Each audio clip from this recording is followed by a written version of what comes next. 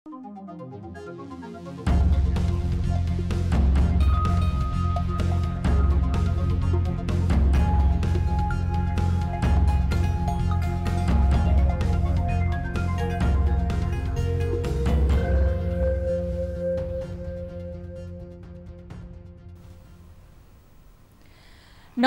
यो news 24 television prime time न्यूजमा स्वागत छ।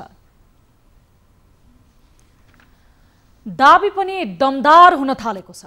नेकपाको दुवै समूहको प्रधानमन्त्री केपी शर्मा ओलीले शुक्रबार कैलालीको धनगढीमा आफूपक्षीय कार्यकर्तालाई भेलालाई सम्बोधन गर्दै प्रचण्ड नेपाल समूहलाई प्रतिनिधि सभामा 10% सिट जितेर देखाउन चुनौती दिनुभएको छ। उहाँले प्रचण्ड र नेपाल समूहलाई भगौडाको संज्ञा दिँदै बाहिर फुर्ती लगाए पनि आफूसँग सबैको इतिहास छर्लङ्ग रहेको चेतावनी पनि दिनुभएको छ। प्रधानमन्त्री ओलीले देशको नयाँ नक्सा जारी गर्दा भित्र भुटभुटिने नक्कली राष्ट्रवादीहरूले सरकारलाई असफल बनाउन तिकडम गर्न थालेपछि ताजा जनादेशमा जानु परेको दोहोर्याउनुभयो। राष्ट्रघाती र छोरी बुहारीको उन्नति मात्र रोज्नेलाई जनताले तलैबाट तह लगाउनेछन्। नेकपाभित्र आरोप प्रत्यारोप निकै तल्लो स्तरसम्म जान थालेको छ। प्रधानमन्त्री ओलीको अभिव्यक्तिबाट पनि छर्लङ्ग हुँदा अब के सम्मका कुराहरू खोतलिने हुन् भन्ने चासो समेत जनतामा बढ्न थालेको छ। अब प्राइम टाइम न्यूजका हेडलाइन्स। प्रचण्ड नेपाल समूहलाई संसदमा 10 सिट जितेर देखाउन प्रधानमन्त्री ओलीको चुनौती। प्रतिनिधि सभा अब चुनावबाट मात्र स्थापित हुने। बनेको देशभरिबाट 10 सिट ल्याएर देखाउनुहोस्। नेपालको अतिक्रमित भूमि फिर्ता ल्याउने प्रधानमन्त्री केपी शर्मा ओलीको प्रतिबद्धता। माघ 1 गते भारतसँग परराष्ट्र मन्त्री स्तरीय वार्ता।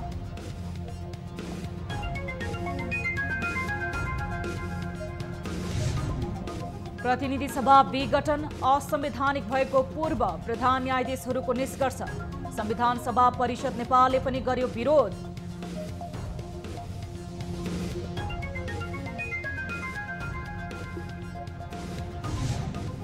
विभिन्न संगठनद्वारा प्रतिनिधि सभा विघटन विरुद्ध प्रदर्शन जारी। प्रचण्ड नेपाल समूहले विरोध पत्र सहित प्रधानमन्त्रीलाई संविधानको पुस्तक पठाए।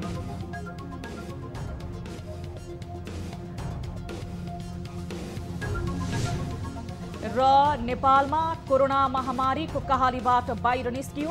सार्क मुलुकमा नै नेपाल कोरोना नियन्त्रण गर्ने पहिलो राष्ट्र बन्ने सम्भावना बढ्यो। 12 भन्दा तल भयो भनेदेखि त्यो जोखिम भन्दा कम हो भनेर हामीले त्यस्तो।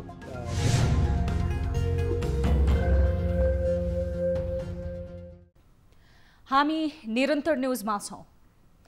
प्रधानमन्त्री केपी शर्मा ओलीले सरकारले मुलुकको नयाँ नक्सा जारी गरेपछि सरकार सिद्ध्याउने खेलहरू खेलेको बताउनु भएको छ। प्रधानमन्त्री केपी शर्मा ओलीले मुलुकको नयाँ नक्सा प्रकाशित गर्दा केही नक्कली राष्ट्रवादीहरूको टाउको चर्को रूपमा दुखेको दावी गर्नु भएको छ। प्रधानमन्त्री ओलीले सरकारले मुलुकको नयाँ नक्सा जारी गरेपछि सरकार नै सिद्ध्याउने खेलमा लागेकाहरूको खेल असफल भएको जिकिर गर्नु भएको छ। उहाँले आफू राष्ट्रवादी दावी गर्ने केहीले व्यक्तिगत फाइदा लिन प्रयासरत गरेको आरोप पनि लगाउनुभयो। भित्र नक्सा छाप्यो भनेर उखरमाउलो भएर उठबस गर्दै पछारिँदै भैमा लडीबडी गर्ने। कैलालीको धनगढीमा आयोजित आफू निकट नेकपा सुदूरपश्चिम भेलालाई सम्बोधन गर्दै प्रधानमन्त्री केपी शर्मा ओलीले मान्छे भन्दा कुरा ठूला गर्नेहरू पनि सुदूरपश्चिममा रहेको भन्दै प्रचण्ड नेपाल समूहका नेता भीम रावल प्रति कटाक्ष पनि गर्नुभयो। प्रधानमन्त्री ओलीले प्रचण्ड नेपाल समूहलाई देशभरबाट प्रतिनिधि सभामा 10 सिट ल्याएर देखाउन चुनौती दिँदै नेकपा छोरी बुहारी बनाउने पार्टी नभएको प्रश्न पार्नु भएको छ। उहाँले देश विकास नभई उनीहरूको ध्यान छोरी बुहारी ज्वाइँ सालो नातौ गोतामा गएको आरोप पनि लगाउनु भएको छ।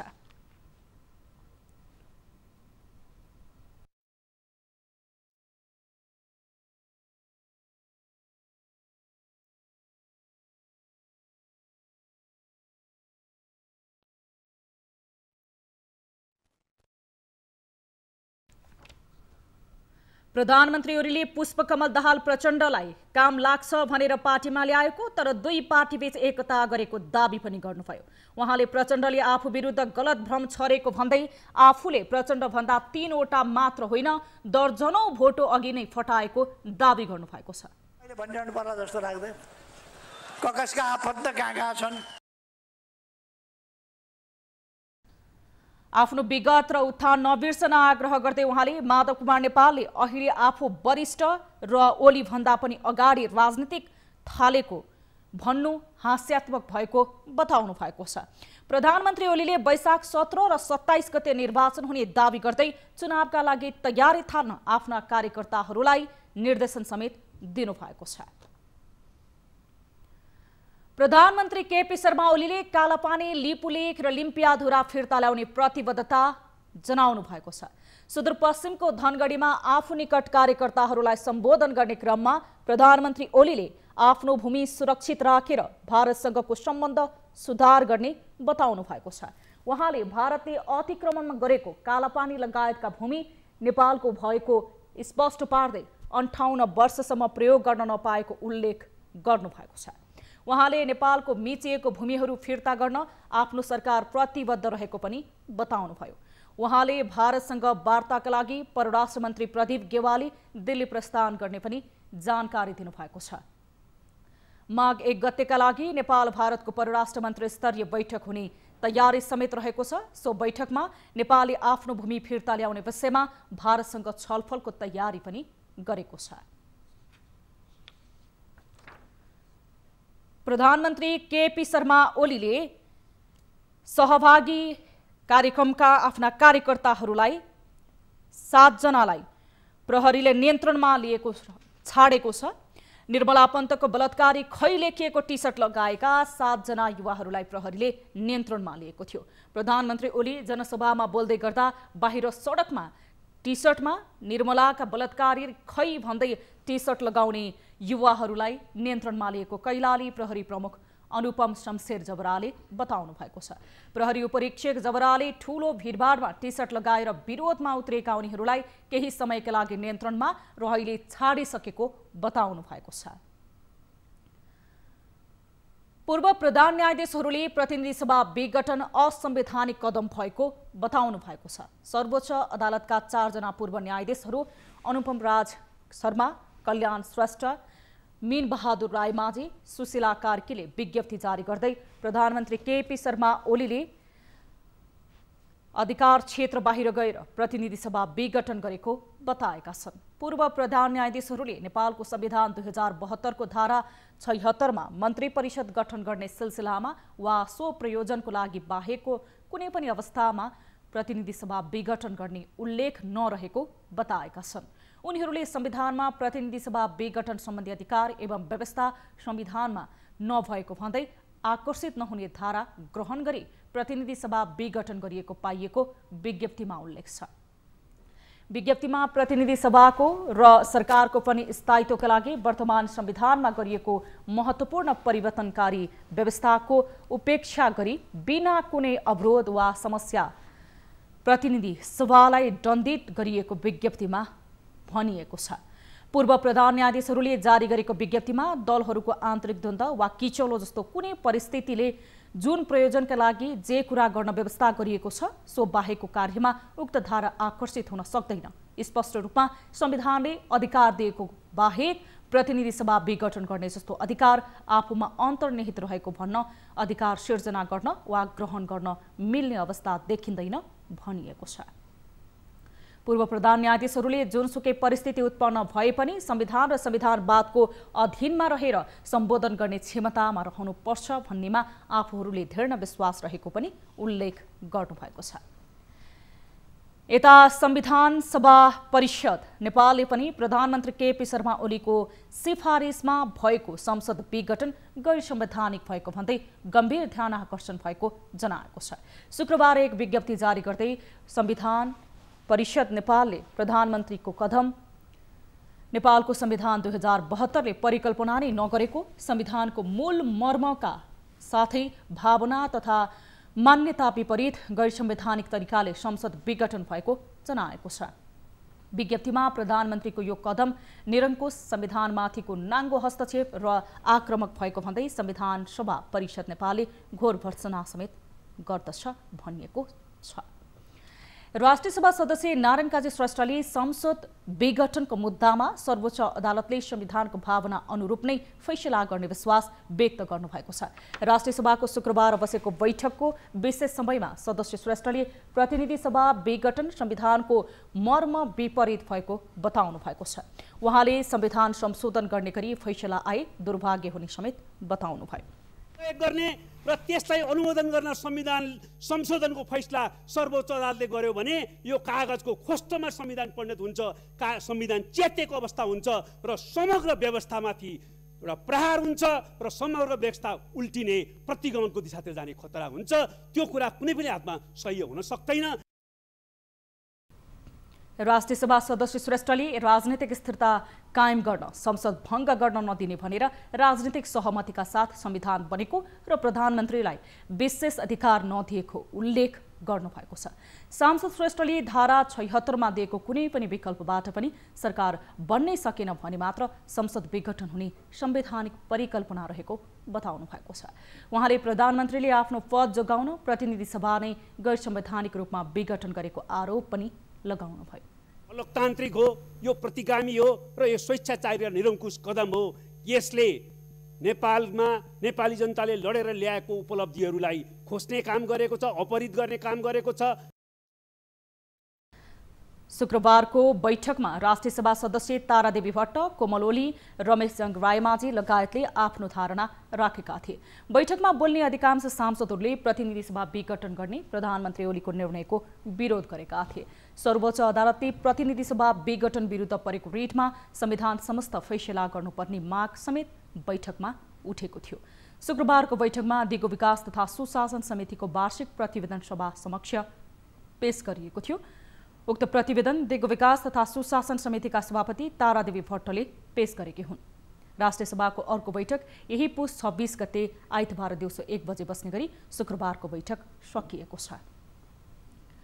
नेकपाको प्रचण्ड नेपाल पक्षले संसद विघटन विरुद्ध जिल्ला प्रशासन कार्यालय मार्फत प्रधानमन्त्रीलाई विरोध पत्र सहित संविधानको पुस्तक पठाएको छ। शुक्रबार काठमाडौँको माइती घरदेखि जुलुसका साथ बबरमहल पुगी नेकपा काठमाडौँ जिल्ला कमिटीले प्रधानमन्त्री केपी शर्मा ओलीलाई विरोध पत्र सहित संविधानको पुस्तक पठाएको हो। नेकपा काठमाडौँका इन्चार्ज सावित्रा भूषाल र सचिव हिमाल शर्माले काठमाडौँका प्रमुख जिल्लाधिकारीलाई विरोध पत्रको साथै संविधान हस्तान्तरण गर्नुभएको थियो। मुलुकको कार्यकारी ओहदामा रहेर पनि संविधानको रक्षा र कार्यान्वयन गर्नुको साटो मुलुकलाई अस्थिरतातर्फ धकेल्ने योजना मुताबिक प्रधानमन्त्रीले अधिकार नै भएको कदम चालेको भन्दै संविधानको पुस्तक पठाएको नेकपा काठमाडौँका सचिव हिमाल शर्माले बताउनु भएको छ। संविधानको पुस्तक पठाइएको बारे महोदय, यहाँले हठात प्रतिनिधि सभा विघटन गर्नुभएको कदम घोर असंवैधानिक, अलोकतान्त्रिक, निरङ्कुश र प्रतिगामी रहेको छ। आम काठमाडौँवासी जनसमुदायको तर्फबाट हाम्रो पार्टी नेपाल कम्युनिस्ट पार्टी नेकपा काठमाडौँ जिल्ला कमिटी यो कदमको सशक्त विरोध गर्न चाहन्छौँ। नेकपा प्रचण्ड नेपाल समूह गत पुस 18 गते बसेको बैठकले पुस 20 गतेदेखि माघ 23 गतेसम्मका लागि तय गरेको दोस्रो चरणको विरोध कार्यक्रम अन्तर्गत शुक्रबार विरोध पत्र सहित संविधानको पुस्तक पठाएको नेकपाले जनाएको छ। संसद विघटनको विरोधमा विवेकशील पार्टीले शुक्रबार पनि माइतीघर मण्डलामा प्रदर्शन गरेको छ। विवेकशीलका कार्यकर्ताहरूले असंवैधानिक संसद विघटन खारिज गर लेखिएको मूल ब्यानरमा प्रदर्शन गरेका हुन्। ऐना बोकेर प्रदर्शनमा उत्रिएका उनीहरूले रिफ्लेक्ट गरौं, नागरिकले, समाजले, दलले र सरकारले लेखिएको प्ले कार्ड समेत बोकेका थिए। यही पुस 5 गते प्रधानमन्त्री केपी शर्मा ओलीको सिफारिसमा विद्यादेवी भण्डारीले संसद विघटन गर्नुभएको थियो। त्यस विरुद्ध सर्वोच्चमा रिट परेको छ भने सबै जस्तो राजनैतिक दल र तिनका भातृ संगठनहरूले विरोध प्रदर्शन पनि गर्दै आएका छन्। प्रतिनिधि सभा विघटनको विरोधमा नेपाल विद्यार्थी संघले काठमाडौँमा उल्टो जुलुस निकालेको छ। माइती घरमा भेला भएका नेवी संघका नेता तथा कार्यकर्ताहरू सरकार विरुद्ध नाराबाजी गर्दै उल्टो हिँडेर नयाँ बानेश्वरमा पुगेका थिए। संविधान विपरीतको काम गरेर प्रधानमन्त्रीले उल्टो काम गरेकाले उल्टो हिँडेर विरोध गरिएको नेवी संघका अध्यक्ष राजीव ढुङ्गानाले बताउनु भएको छ। सरकार जनताप्रति जिम्मेवार नभएको र संसद विघटन गरेर संविधानलाई नै खतरामा पारेको ढुङ्गानाको आरोप छ। वर्तमान सरकार जो दुईटै हाराहारी सिट लिएर निर्वाचित भएको थियो, जनताका दिनानुदिन समस्याप्रति त कति पनि चिन्तित भएन। कोरोनाबाट सङ्क्रमित भएका जनताको जीवन रक्षाका प्रति कति पनि चिन्तित त भएन। हुँदाहुँदै संविधानका कुनै पनि धारा नदेखि संविधानलाई कमजोर पार्दै, नेपालको लोकतन्त्रलाई कमजोर पार्दै लोकतान्त्रिक र असंवैधानिक कदम चालेर मुलुकलाई पछाडि फर्काउन खोज्यो। त्यसकारण उल्टो हिँड्ने सरकार, उल्टो गतिमा हिँड्ने सरकारका विरुद्ध हामीले उल्टो हिँडेर विरोध प्रदर्शन गरेका हौँ। त्यस्तै नेवी संघका महामन्त्री मनोज वैद्यले वर्तमान सरकारको असंवैधानिक कदमको विरोधमा नेवी संघ निरन्तर विरोधमा रहेको बताउनु भएको छ। उहाँले सरकार नागरिकप्रति गैर जिम्मेवार नभएको र मुलुकलाई नै सङ्कटमा ढकेल्ने प्रयत्न गरेको जिकिर पनि गर्नुभएको छ। मन्त्री परिषदको सिफारिसमा यही पुस 5 गते राष्ट्रपति विद्यादेवी भण्डारी प्रतिनिधि सभा विघटन गरेपछि नेपाली कांग्रेसको भातृ संगठन नेवी संघले निरन्तर विरोध प्रदर्शन गर्दै आएको छ। उपप्रधानमन्त्री एवं नेपाल कम्युनिस्ट पार्टी नेकपा ओली समूहका नेता ईश्वर पोखरेलले छिटै पदमा पुग्ने लोभका कारण नेकपा 2 समूहमा विभाजन हुन पुगेको बताउनु भएको छ। शुक्रबार काठमाडौँ जिल्ला कमिटीले आयोजना गरेको जनप्रतिनिधि भेलामा उहाँले पार्टी विधि विधानलाई मिचेर पदको खोजीमा लाग्ने लोभले नेकपा 2 समूहमा विभाजन हुन पुगेको बताउनु भएको हो। निर्वाचित अध्यक्ष र प्रधानमन्त्रीलाई हटाउने खेल मुलुकका लागि हानि हुने देखिएकाले ताजा जनादेशमा जाने निर्णय गरिएको उहाँको भनाइ थियो। आफ्नो समूह नै आधिकारिक नेकपा भएकाले भ्रममा नपर्न उहाँले आग्रह समेत गर्नुभएको थियो। सूर्यचिन्ह आफूहरूकै भएको भन्दै सूर्यचिन्हको साथ निर्वाचनमा होमिने पोखरेलको भनाइ थियो। त्यो कस्तो जबरजस्त एउटा कम्प्लेक्स छ, कुण्ठा छ भने हो त्यो प्रकट भयो। संयोगले, दुःखद संयोग भन्छु मैले, त्यही तरङ्गित भइरहेन र अवसरको खेती गरेर अगाडि बढ्न अभ्यस्त भएको पात्र र कुण्ठा र हिजोदेखिको पार्टी सत्ता प्रयोग गरेर त्यो एउटा जबरजस्त कुण्ठा पालिरहेको व्यक्तित्वको बीचमा यो गठबन्धन भयो। यही गठबन्धनको परिणाम आज यो अवस्थामा आएको हो। नेकपा भित्रको गलत प्रवृत्ति आफै हटेर जाने समेत पोखरेलले दावी गर्नुभएको छ। नेपाली कांग्रेसका नेता गगन थापाले संसद पुनर्स्थापना नै राजनैतिक निकासको प्रस्थान बिन्दु हुने बताउनु भएको छ। शुक्रबार तरुण दलले भक्तपुरमा आयोजना गरेको विरोध सभामा थापाले संसद विघटन असंवैधानिक भएको भन्दै पुनर्स्थापना नै राजनैतिक निकासको प्रस्थान बिन्दु हुने बताउनु भएको हो। उहाँले पुनर्स्थापित संसदले असंवैधानिक कदम चाल्ने राष्ट्रपति र प्रधानमन्त्रीलाई घर फर्काउने चेतावनी दिनुभएको छ। संसद विघटनको निर्णय घोर असंवैधानिक र प्रतिगामी भएको भन्दै उहाँले अदालतले प्रतिनिधि सभा पुनर्स्थापना गर्ने बताउनु भएको छ। देश ढिलो चाँडो निर्वाचनमा जाने भए पनि वैशाखमा चुनाव नहुने थापाको जिकिर थियो। सुरक्षाको कारण संसदीय समितिमा नआएका प्रधानमन्त्री संसद विघटनपछि विभिन्न स्थानमा भाषणका लागि गएको भन्दै उहाँले प्रधानमन्त्रीलाई कायरको संज्ञा दिनुभएको छ। संविधानमा नलेखेको कुरा कसले गर्न पाउँदैन? सार्वजनिक अधिकारीले गर्न पाउँदैन। तपाईँ नागरिकले संविधानमा जे नगर भनेको छ त्यो नगर्नुस्, बाँकी गर्न पाउनुहुन्छ। तर संविधानको आधारमा अधिकार प्राप्त गरेको चाहे वडा अध्यक्ष होस्, वडा सदस्य होस्, सांसद होस्, मन्त्री होस्, राष्ट्रपति होस्, उसको र नागरिकको फरक के हुन्छ भने नागरिकले चाहिँ संविधानमा नगर भनेको बाहेक गर्न पाउँछ, राष्ट्रपति र प्रधानमन्त्रीले चाहिँ संविधानमा गर भनेको बाहेक गर्न पाउँदैन। उहाँले संसद विघटनलाई उल्टाउन चौतर्फी दबाव दिनुपर्ने धारणा समेत राख्नु भएको छ। सभामा कांग्रेसका अन्य नेताहरूले प्रधानमन्त्रीको असंवैधानिक कदमको एकजुट भएर विरोध गर्नुपर्ने बताएका थिए। हामीसँग न्युजहरू अझै बाँकी छन्, अहिलेलाई ब्रेक।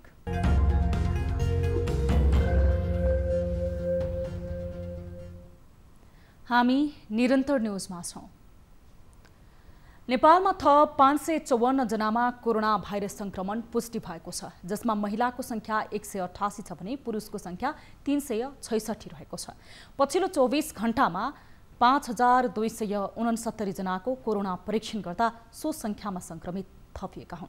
स्वास्थ्य तथा जनसङ्ख्या मन्त्रालयका अनुसार पछिल्लो 24 घण्टामा देशका विभिन्न भागमा 554 संक्रमित थपिएसँगै नेपालमा संक्रमितको कुल संख्या 2,64,159 पुगेको छ।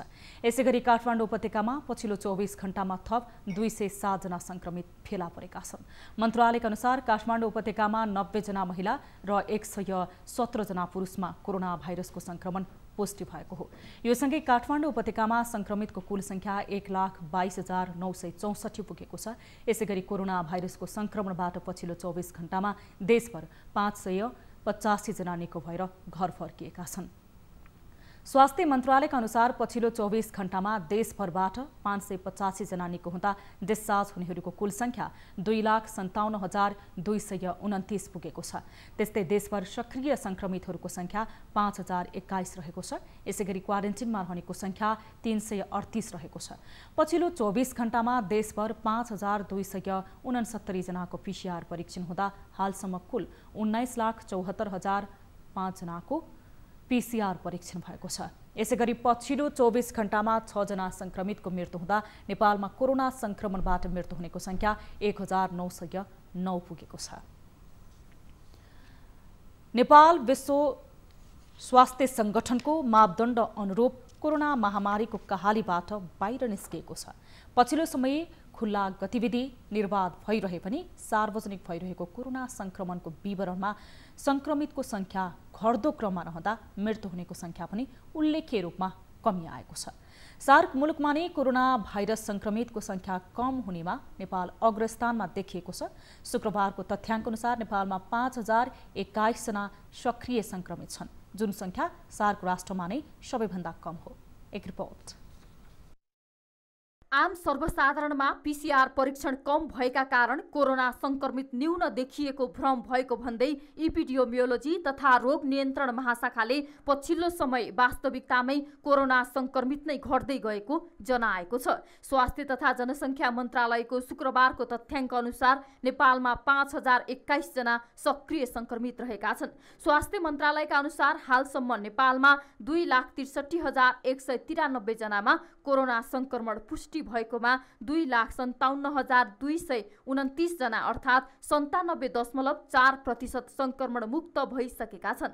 मन्त्रालयका अनुसार नेपालमा कुल संक्रमित मध्ये 1.9% सक्रिय संक्रमित छन्, जुन संख्या सार्क राष्ट्र मध्ये सबैभन्दा कम हो। धेरै मान्छेले भन्छन् तपाईँ टेस्ट कम गर्नु भएको छ, त्यसो भएर चाहिँ पोजिटिभको संख्या पनि कम छ भन्ने कुरा भन्न सक्छन्। तर तपाईले जुन क्याल्कुलेसन गर्नुभयो नि गरेका मध्ये कति प्रतिशतलाई भएको त भने हेर्दाखेरिमा हिजो 5-6 हजार गर्दाखेरिमा चाहिँ 400 कति भयो भनेपछि लगभग 7 देखि 8% इन्फेक्सन रेट देखिन्छ। त्यो 12 भन्दा तल भयो भनेदेखि त्यो जोखिमभन्दा कम हो भनेर हामीले त्यस्तो WHO ले अथवा हामीले त्यस्तो क्लासिफाई गरेका छौं। सार्क देशमा सबैभन्दा बढी सक्रिय संक्रमित यति बेला भुटानमा छन्, जहाँ कुल संक्रमित मध्ये 38.3% सक्रिय संक्रमित छन्। त्यस्तै कुल संक्रमित मध्ये पाकिस्तानमा 18.8, श्रीलङ्कामा 15.9, अफगानिस्तानमा 15.8, बंगलादेशमा 9.3, मालदिव्समा 4.6 र भारतमा 2.2% सक्रिय संक्रमित छन्। इपिडियोमियोलोजी तथा रोग नियन्त्रण महाशाखाले गरेको अनुसन्धानमा नेपालमा धेरैलाई भाइरस संक्रमण भएर थाहै नपाई निको भइसकेको देखिएको छ। असोजमा गरिएको सेरो प्रिभिलेन्सले झण्डै 15% एन्टिबडी बनिसकेको भेटिएको इपिडियोमियोलोजी तथा रोग नियन्त्रण महाशाखाले जनाएको छ। टेस्ट गर्दा चाहिँ 14.9% लगभग 15% एन्टिबडी देखियो। अस्पतालको अवस्था पनि हेर्यो भने अहिले बेडहरू खाली छ। जस्तै वीर अस्पतालले अरू सेवा पनि सुरु गरिसक्यो। टेकु हस्पिटलले पनि कोभिड मात्रै नभएर अरू सेवाहरू गर्नुपर्छ भनेर लागिसक्नुभयो। राष्ट्रिय जनस्वास्थ्य प्रयोगशालाले कोभिडको मात्रै टेस्ट गर्थ्यो भने अहिले सबै टेस्टहरू खुला भइसक्यो।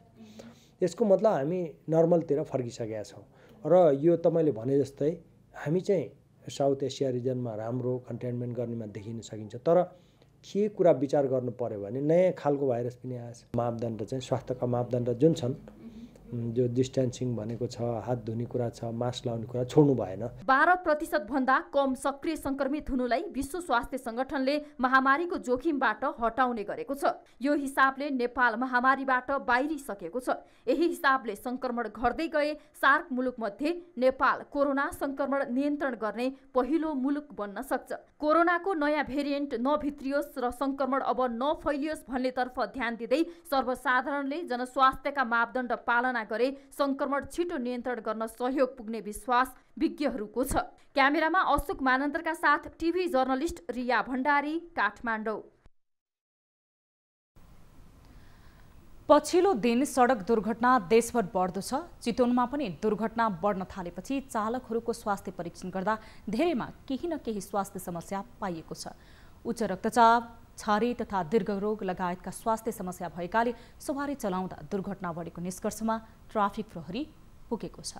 एक रिपोर्ट। केही दिन अघि माडी नगरपालिकामा ट्र्याक्टर दुर्घटना भयो। चालकको छातीको हड्डी भाँचियो। उनको अस्पतालमा उपचार भइरहेको छ। बसन्तपुरबाट चिरौली जाँदै गरेको ना 7 3785 नम्बरको ट्र्याक्टर दुर्घटना हुँदा माडी नगरपालिका वडा नम्बर 1 का 42 वर्षीय दयाराम महतो घाइते भए। दुर्घटना पुस 19 गते भएको थियो। यस्तै केही दिन अघि भरतपुर महानगरपालिकाको गोन्द्राङमा म्याजिक भ्यान दुर्घटना भयो, जसमा मानवीय क्षति भने हुन पाएन। यी दुवै घटनाको कारण थियो चालकको शारीरिक अवस्था। माडीमा भएको दुर्घटना चालकमा उच्च रक्तचापको समस्याले भएको हो भने टिकौलीमा भएको दुर्घटना चालकमा छारे रोगको कारण भएको पाइएको छ। हामीले भने किन चला यस्तो गाडी भन्छ, अब उयो कुरै भएर उसले छाडेर रहेछ के, छाडेर रहेछ रे।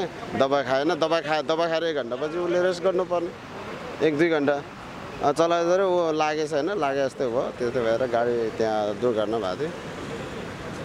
जे होस् अहिलेसम्म मैले गाडी चलाउँदा त्यस्तो भनौँ न एक्सिडेन्ट दुर्घटना चाहिँ भएको छैन। यसरी सडकमा सवारी दुर्घटना हुँदा चालक अस्वस्थ रहेको पाइएपछि जिल्ला ट्राफिक प्रहरी कार्यालयसँग समन्वयमा मौका कालिका अस्पताल भरतपुरले अस्पताल परिसरमा लामो तथा छोटो दूरीका सवारी साधनका चालकको निःशुल्क स्वास्थ्य परीक्षण गरेको छ। यस्ता दुर्घटनाले चालक मात्र नभएर सवारी यात्रा गरिरहेका यात्रु र सडकमा पैदल यात्रा गरिरहेकाहरूको समेत असुरक्षित बनेको सवारी चालकले नै बताएका छन्। जिल्ला ट्राफिक प्रहरी कार्यालय चितवनका प्रमुख प्रहरी निरीक्षक दयाकृष्ण भट्टले चालकमा हुने दीर्घरोग पनि सडक दुर्घटनाको कारण मध्ये एक रहेको बताउनु भएको छ। सवारी चालकलाई एउटा सचेतना पनि होस्, रोगी मानिसले सवारी साधन चलाउँदाखेरि चाहिँ त्यसले एउटा दुर्घटनाको जोखिम पनि बढाउँछ र जो चाहिँ एउटा विभिन्न यहाँ हाम्रो टेस्टपछि सुगर, प्रेसर र एउटा कलर ब्लाइन्डनेसको पनि चेक गरेपछि यदि त्यो हिसाबले चाहिँ उहाँहरू त्यो टेस्टमा चाहिँ फेलर हुनुभयो भने उहाँहरूलाई थप स्वास्थ्य परीक्षण गर्न र केही समयको लागि चाहिँ सवारी साधन नचलाउन, पूर्ण रूपमा चाहिँ स्वस्थ नहुन्जेलसम्म सवारी साधन नचलाउनको लागि भनेर पनि हामीले यहाँ उहाँहरूलाई काउन्सिलिङ गरेर पठाएका छौँ। चालकको स्वास्थ्यका कारण 15% दुर्घटना हुने गरेको छ। कार्यक्रममा नियमित स्वास्थ्य परीक्षण गर्ने र स्वास्थ्य अवस्था सुधार नभएसम्म सवारी नचलाउन सचेतना समेत दिएको छ। मौला कालिका अस्पतालका सञ्चालक डाक्टर रमेश घिमिरेले चालकको स्वास्थ्य भनेको यात्रुको सुरक्षासँग प्रत्यक्ष जोडिने भएकाले अस्पतालले स्वास्थ्य परीक्षणको कार्यक्रम गरेको बताउनु भएको छ। हामी चितवन ट्राफिक प्रहरी कार्यालयसित समन्वय गरेर लामो तथा छोटो दूरीको सवारी चालकहरूको स्वास्थ्य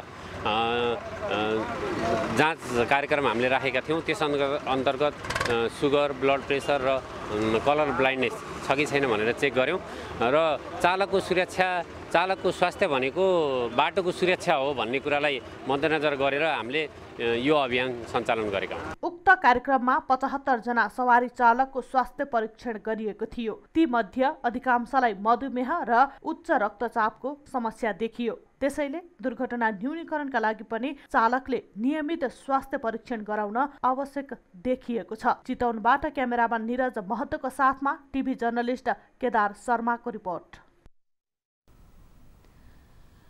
व्यवस्थित डम्पिङ साइट नहुँदा अव्यवस्थित रूपमा फ्यालिँदै आएको धरानको फोहोर अब वैकल्पिक ऊर्जाको रूपमा प्रयोगमा ल्याइने भएको छ।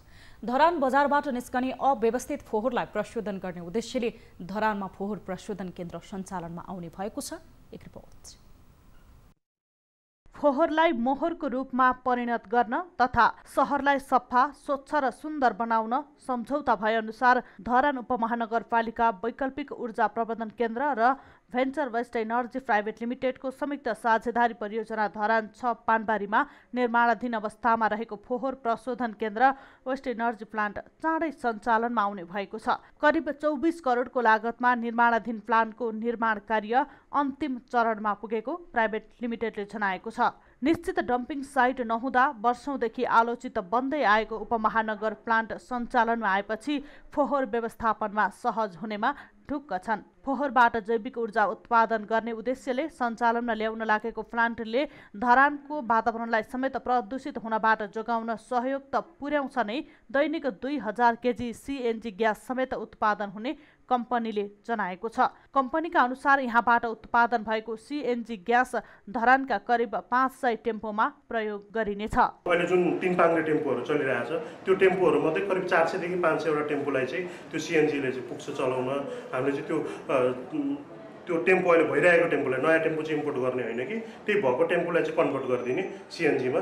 त्यसपछि त्यो हाम्रो ग्यासबाट पनि चल्छ, पेट्रोलबाट पनि चल्छ, अनि त्यो गरेर चाहिँ टेम्पोमा चाहिँ चलाउने हो। फोहोरबाट आजित बनेका सर्वसाधारण समेत प्लान्ट चाँडै सञ्चालनमा आउनुपर्ने बताउँछन्। प्लान्ट चाहिँ सुरु गरेर यो जुन फोहोरको यो धरान जस्तो यत्रो सुन्दर सहरमा जुन यो फोहोरको अव्यवस्थित रूपमा जुन त्यहाँ राख्ने काम भएको छ यसलाई चाहिँ व्यवस्थित गर्नु अहिलेको एकदम टड्कार आवश्यकता रहेको। उपमहानगरले विगत लामो समयदेखि दीर्घकालीन फोहोर व्यवस्थापनमा चासो देखाए पनि पूरा भने हुन सकेको थिएन। तर 2 वर्ष अगाडि वैकल्पिक ऊर्जा प्रबन्धन केन्द्र र वेस्ट एनर्जी प्राइभेट लिमिटेडसँग 20 वर्षको सम्झौता गरेको र चाँडै यसलाई सञ्चालनमा ल्याउने उपमहानगरले जनाएको छ। फोहोरबाट ऊर्जा उत्पादन गर्ने भन्ने एउटा कन्सेप्ट छ, त्यही अनुसार चाहिँ हाम्रो काम भइरहेको छ। जुन पानमारा जुन धरान 6 मा चाहिँ वेस्ट टु एनर्जी प्लान्टको कामहरू सुरु भइसकेको छ र त्यसको चाहिँ अब यो जनवरीबाट चाहिँ त्यसलाई चाहिँ सञ्चालनमा ल्याउने भन्ने कुरो चाहिँ हाम्रो भएको छ। त्यसमा चाहिँ अब यो एउटा waste to energy private limited भन्ने कम्पनी छ, त्यसमा अनि नगरपालिका र यो वैकल्पिक ऊर्जा प्रवर्धन केन्द्र यो त्रिपक्षीय सम्झौता भएको छ र त्यो हिसाबले चाहिँ त्यो प्लान्ट अपरेसनमा आइसकेपछि धरानको जुन फोहोर व्यवस्थापनमा र फोहोर जलाउने जुन त्यो देखिन्छ त्यसमा चाहिँ निकै नै सुधार आउँछ। धरानमा दैनिक करिब 23 टन फोहोर सङ्कलन हुने गरेको उपमहानगरले जनाएको छ। उपमहानगरले वर्षौंदेखि दीर्घकालीन फोहोर व्यवस्थापन गर्न नसक्दा हैरानी खेप्दै आएका नगरवासीको लागि प्लान्ट सञ्चालनमा आएपछि दीर्घकालीन समस्या समाधान हुनेमा विश्वस्त छन्। सुनसरीबाट टिभी जर्नलिस्ट सन्तोष काफ्लेको रिपोर्ट। अब बिजनेस न्यूज।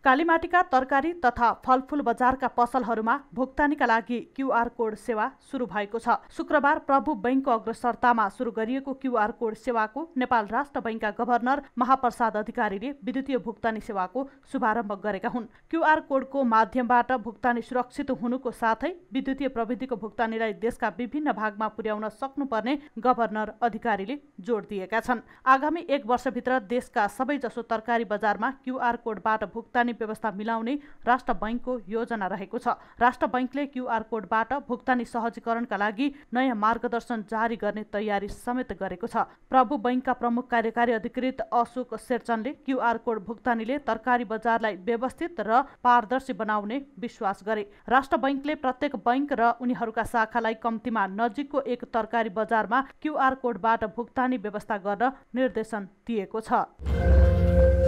धितोपत्र बोर्डले धितोपत्र बजारमा कारोबार राफसाफ र फटसोटका लागि T+2 प्रणाली प्रयोगमा ल्याउने भएको छ।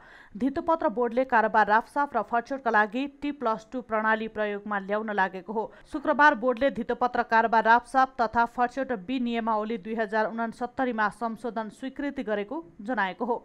बोर्डले यो प्रणाली छिटो र सहज हुने जनाएको छ। प्रविधिको बढ्दो प्रयोग तथा अन्तर्राष्ट्रिय अभ्यासलाई ध्यान दिएर बोर्डले धितोपत्र कारोबार प्रणाली T+2 मा गर्ने बोर्ड उल्लेख गरेको छ।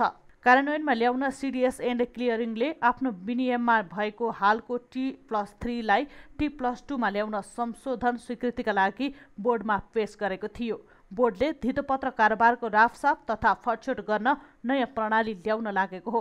उक्त व्यवस्था सिटिएस एन्ड क्लियरिङले सार्वजनिक सूचना प्रकाशित गरी कार्यान्वयनमा ल्याउने व्यवस्था गरिएको बोर्डले जनाएको छ। धितोपत्र कारोबारको राफसाफ तथा फटछुटमा T+2 प्रणाली प्रयोगमा आएसँगै धितोपत्रको तरलता वृद्धि भई बजार थप गतिशील हुँदा लगानीकर्तालाई लगानीको थप अवसर प्रदान हुने बोर्डले विश्वास गरेको छ।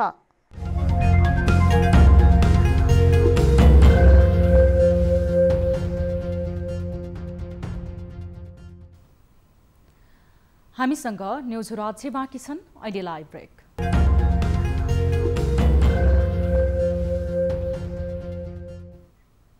हामी निरन्तर न्युजमा छौँ। अब स्पोर्ट्स न्युज।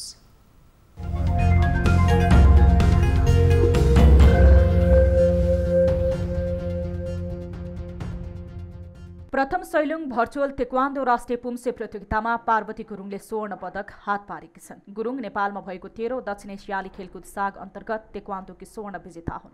महिला 18 देखि 30 वर्षमा नेपाल प्रहरीकी पार्वतीले 7.50 अङ्क जोडिन्। सैलुङ तेक्वान्दो डोजाङद्वारा आयोजित प्रतियोगिताको महिला 15 वर्षमा सुपरस्टार तेक्वान्दो डोजाङकी माया मल्ल 6.66 अङ्कका साथ पहिलो भइन्। सोही प्रतिस्पर्धाको पुरुषमा नेप्लेज तेक्वान्दो एकाडेमीका एनटिएका आयुष ढुङ्गेल पहिलो भएका छन्। उनले 6.36 अङ्क प्राप्त गरेका छन्। सैलुङ गाउँपालिकाको मुख्य प्रायोजनमा भएको प्रतियोगिताको पुरुष 10 वर्षमा एनटिएका प्रशान्त धमलाले स्वर्ण जितेका छन् भने उनले 5.53 अङ्क जोडेका छन्। पुरुष 12 वर्षमा एनटिएका भिजन तामाङ 5.80 अङ्क जोड्दै शीर्ष स्थानमा रहे। महिला 31 वर्षदेखि 40 वर्षको स्पर्धामा 6.30 अङ्क जोडेकी तृप्ति बुढाथोकी पहिलो भएकी छिन्।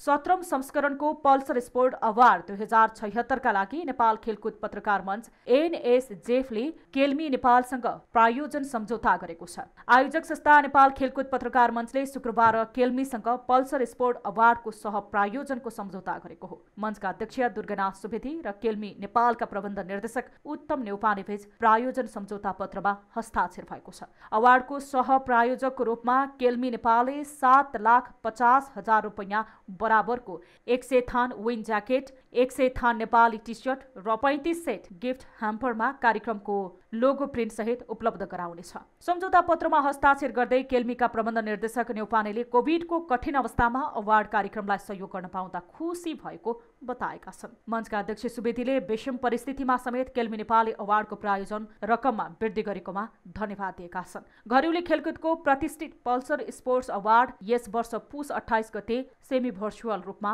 आयोजना हुँदैछ। अवार्डका लागि यसअघि नै 5 विधाको मनोनयन सार्वजनिक भइसकेको छ। हरेक विधामा 5-5 जना मनोनयनमा परेका छन्। पिपुल्स वाइस विधाको मनोनयनमा पौडीकी गौरिका सिंह, भलिबलकी अरुणा शाही, बास्केटबलकी सतीरा श्रेष्ठ, फुटबलकी सावित्री भण्डारी र करातेका मण्डेकाजी श्रेष्ठ परेका छन्। पिपुल्स वाइसको भोटिङका लागि यी सेवासँग पनि सम्झौता भइसकेको छ। त्यस्तै वर्षको पुरुष खेलाडीको मनोनयनमा फुटबलका विकेश कुथु, एथलेटिकका गोपीचन्द्र कार्की, तेक्वान्दोका कमल श्रेष्ठ, करातेका मण्डेकाजी श्रेष्ठ, गल्फका सुभाष तामाङ छन्। वर्ष महिला खेलाडीतर्फ करातेकी अनु अधिकारी, तेक्वान्दोकी आइशा शाक्य, पौडीकी गौरिका सिंह, एथलेटिककी सन्तोषी श्रेष्ठ, ट्रायलथलनकी सोनी गुरुङ मनोनयनमा परेका छन्। त्यस्तै वर्षको युवा खेलाडीको मनोनयनमा भारोत्तोलनकी सञ्जु चौधरी, तेक्वान्दोकी सिना लिम्बु मादेन, गल्फका सुभाष तामाङ, जुडोकी पुनम श्रेष्ठ, तेक्वान्दोका भूपेन श्रेष्ठ छन्।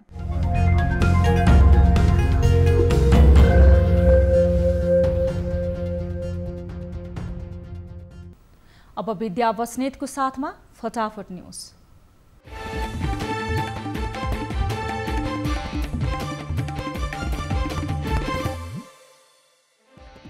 प्रचण्ड नेपाल समूहलाई संसदमा 10 सिट जितेर देखाउन प्रधानमन्त्री ओलीको चुनौती। अब प्रतिनिधि सभा चुनावबाट मात्र स्थापना हुने जिकिर।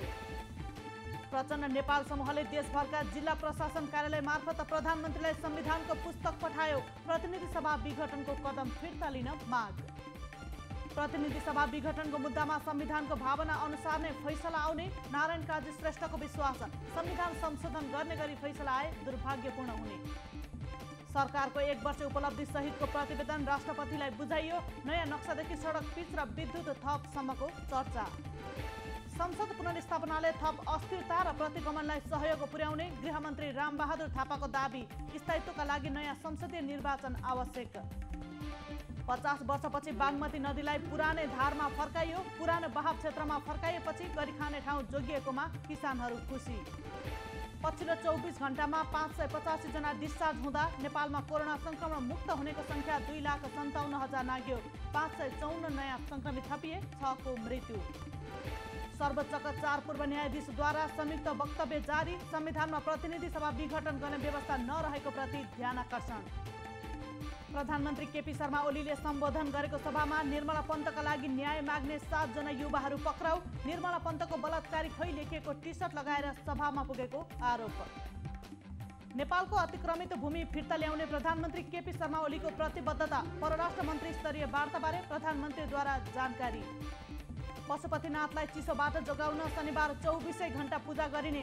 सूर्य र चन्द्र दशमै मास पुसमा परेकोले धनुमास पूजा गर्ने परम्परा। प्रतिनिधि सभा पुनर्स्थापना हुने कांग्रेस नेता गगन थापाको विश्वास। राष्ट्रपति र प्रधानमन्त्रीको कदम असंवैधानिक भएको जिकिर। सानेपामा लागु औषध सहित 1 जना पक्राउ। पक्राउ पर्नेमा सप्तरीका खडक नगरपालिका 5 का 45 वर्षीय पुरुष।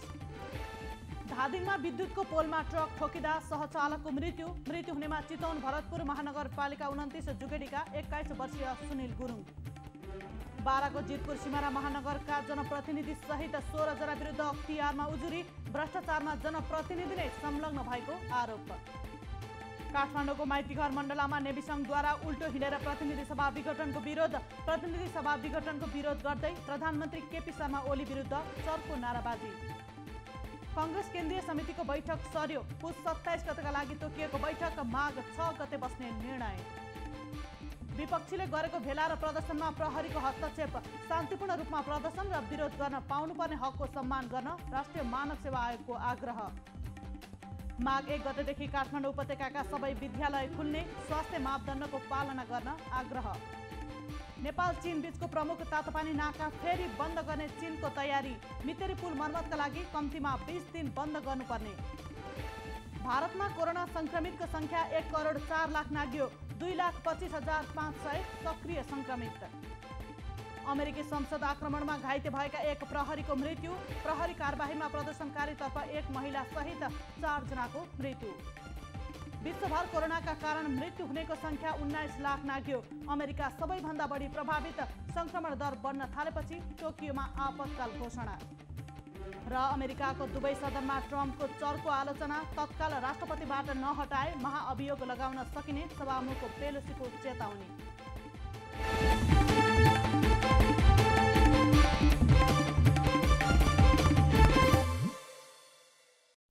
अब एउटा रोचक प्रसङ्ग। UAE को दुबईमा एउटा यस्तो केक तयार गरिएको थियो जसको मूल्य करिब 12 करोड रुपैयाँ पर्थ्यो। सन् 2019 मा तयार भएको यो केकले विश्वको सबैभन्दा महँगो केकको रूपमा राखेको कीर्तिमान अहिलेसम्म कसैले तोड्न सकेको छैन। दुबईका सेलिब्रिटी केक डिजाइनर डेभी विङ्घमले तयार गरेको यो केक यस अर्थमा पनि विशेष थियो कि यसको स्वरूप अन्य आम केकको जस्तो नभई एक सुन्दर बेहुलीको स्वरूपमा थियो। उक्त केकको तस्बिर हेर्दा समेत त्यो केक नै हो भनेर अनुमान गर्नै गाह्रो पर्दछ। यो अनौठो तथा अद्वितीय केक तयार पार्नका लागि 10 दिनको समय लागेको थियो। साथै यसमा कैयन महँगा चिजहरूको प्रयोग गरिएको थियो। त्यो केकमा 1000 दाना मोती, 5000 वटा फूल, 1000 वटा अन्डाको साथै 25 किलो चकलेटको प्रयोग गरिएको थियो भने केकको कुल तौल 120 किलो थियो र उचाइ 182 सेन्टिमिटर। यो केकले मात्र नभई यसका निर्माता डेभी विङ्घमले पनि विश्वकै सबैभन्दा महँगो केक बनाउने कीर्तिमान समेत कायम गरेका थिए। दुबईमा आयोजित बिहे प्रदर्शनीका क्रममा उनले यो केक बनाएका थिए। प्राइम टाइम न्यूज सक्नु अघि अहिलेसम्मका हेडलाइन्स पुनः एकपटक। प्रचण्ड नेपाल समूहलाई संसदमा 10 सिट जितेर देखाउन प्रधानमन्त्री ओलीको चुनौती। प्रतिनिधि सभा अब चुनावबाट मात्र स्थापित जितेर देखाउन सिट कहीँबाट 2 अङ्कमा बनेको देशभरिबाट 10 सिट ल्याएर देखाउनुहोस्। नेपालको अतिक्रमित भूमि फिर्ता ल्याउने प्रधानमन्त्री केपी शर्मा ओलीको प्रतिबद्धता। माघ 1 गते भारतसँग परराष्ट्र मन्त्री स्तरीय वार्ता।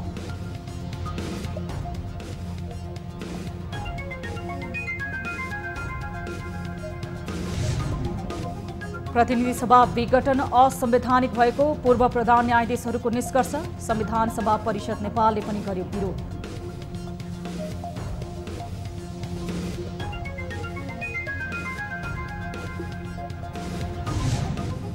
विभिन्न संगठनद्वारा प्रतिनिधि सभा विघटन विरुद्ध प्रदर्शन जारी। प्रचण्ड नेपाल समूहले विरोध पत्र सहित प्रधानमन्त्रीलाई संविधानको पुस्तक पठाए।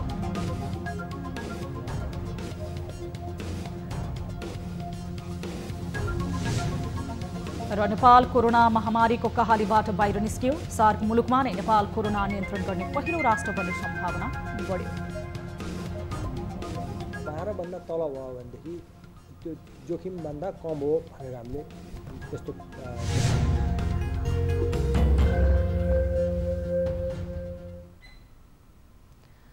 प्राइम टाइम न्यूज अहिलेलाई यति नै। जाँदा जाँदै ताली र गालीका लागि हामीले सोधेको प्रश्न, देशको वर्तमान राजनीतिक परिस्थितिले कुनै सङ्कट निम्त्याउने देख्नुहुन्छ? केही हुन्न भन्नेले तालीमा र निकै अप्ठ्यारो देख्दैछु भन्नेले गालीमा भोट गर्न सक्नुहुनेछ।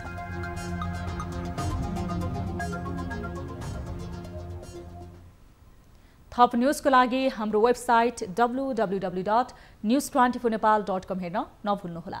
साथै तपाईले हामीलाई फेसबुक, ट्विटर र युट्युबमा पनि फलो गर्न सक्नुहुनेछ। यस्तै मोबाइल, भाइबर र इमेलबाट न्यूज 24 टेलिभिजनको हेल्प डेस्कमा कुनै समस्या र गुनासो छन् भने प्रत्यक्ष रूपमा सम्पर्क राख्न सक्नुहुनेछ। हामी निरन्तर न्यूजमा छौँ। नमस्ते।